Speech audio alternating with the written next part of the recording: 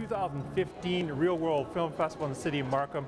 I'm here with the chair of the Reelworld Film Festival, Moe Jiwan. Yep. Thank you, Mo, for your time. My pleasure. Thank you. Thanks for having us. How long have you been involved with the Reelworld Film Festival? Well, the festival's been around for 15 years. It's actually our 15th year. I've only actually been with it for 14. I missed the first year. I was an audience member the first year, and that sort of started my path down to being part of the festival. I started off as, I think I was a volunteer for the first year, and then I was a board member, and then I was a treasurer, and then I've been the chair for a couple of years now. So. You've seen all of the filmmakers go through here. Some filmmakers went on to do amazing things. What is your thought of the Reelworld Film Festival? Not only how important it's been to the city of Toronto to promote diversity within Toronto, but also how important it's been to the city of Markham now. Well, you know, it's very important. To give you an example, so in Markham we've only been here 2 years, but already we're seeing an impact. Last year we had some young filmmakers, Markham-based, who had some product. They came out, very short films or first features. We talked to them a year out from that, and they're already working on bigger projects. Purely because we gave, I think we gave them sort of that exposure they needed, maybe that confidence they needed. In contrast, in Toronto, where we've been around for much longer, we've had young filmmakers come out where they had a short first, they learned how to hone their script a little bit more, and we have stories of guys who've made little short films or little documentary, and now have made full features. And if you think of someone like who's obvious to a lot of the folks in the film business, Richie Mehta, right, who had a short film with us called Amal, all right, and then he went on, he screened it with us, then he went on to win a pitch contest at TIFF, turned the short film into a feature, shot it completely in India. The feature was then screened at TIFF, right? Won all kinds of awards, and Richie is the king now.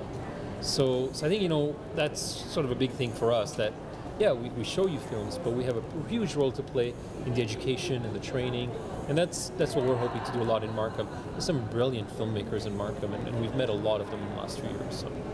How many films are submitted to the Reelworld Film Festival each year that you guys have to go through in order to decide who's going to make the cut? A lot.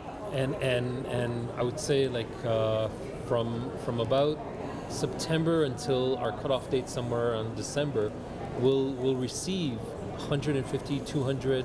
Our highest was about 325 films, and it's not just film. It's films, documentaries, shorts.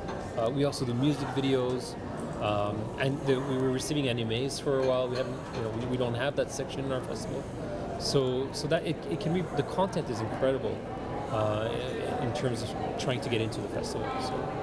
And all this information is available on the website for Reelworld Film Festival. Yeah, thank you. Reelworld.ca is where we put everything, not only for this year, but for last year and the previous years as well. What are some films that really stick out in your mind, whether they're short films or, let's say, feature films, even music videos? Yeah.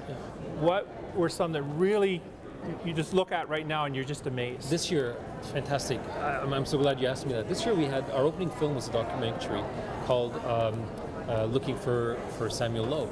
I don't know if you saw the film today. It was incredible, and we've never opened with a documentary, and it's risky because really people like to see features, and it was awesome. It won People's Choice at our festival. Today's screening, because we screened it again in Markham, was packed. Even that one row in the front that nobody wants to sit at, even that was full. So that's certainly something that stuck out to me. There was a fantastic film on Friday night called Turbulence, which is made by a Kurdish-Iranian filmmaker, and he's only been in Canada 4 years. He's already made a feature, right? And what's really neat about that is that it answers what Reelworld does, which is bringing world stories into Canada. You and I as Canadians, we hear about Kurds, and we don't actually know much about them. Well, here's the guy who brought a film to us, and so I think the next, maybe 5 to 10 years, we're going to start seeing a lot of these films, or we're going to get to learn a bit more about whether it's Kurds or Iraqis, etc. So I think, Turbulence is a hard film to watch. It was certainly an amazing film. There was a film last night, Traces of Sandalwood. Brilliant film. A co-production between India and Spain, but the Catalan region of Spain. So it's shot in Barcelona and in Mumbai. when I read the outline of it, I thought, how do you make a film that's half Hindi and half Catalan? And all you have to do is go see the film, and you can see how well it's done. So that was, everybody was in tears in the film. So that was really good.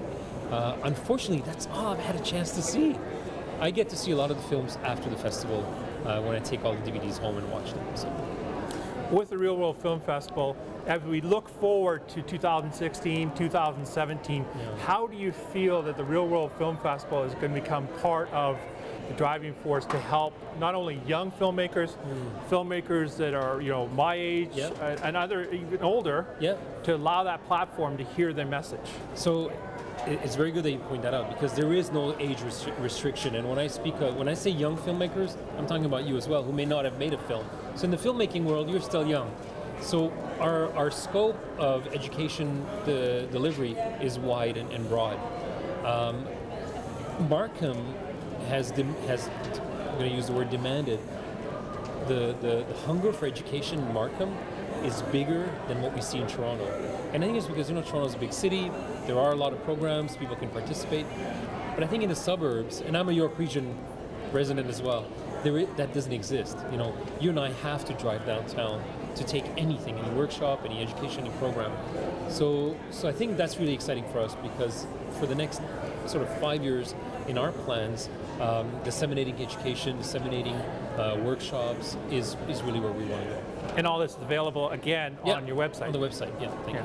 Well, thank you so much for your time My and all pleasure. the amazing things you're doing. No, thank you. I look forward to the Reelworld for years to come. No, thank you so much. Thank you.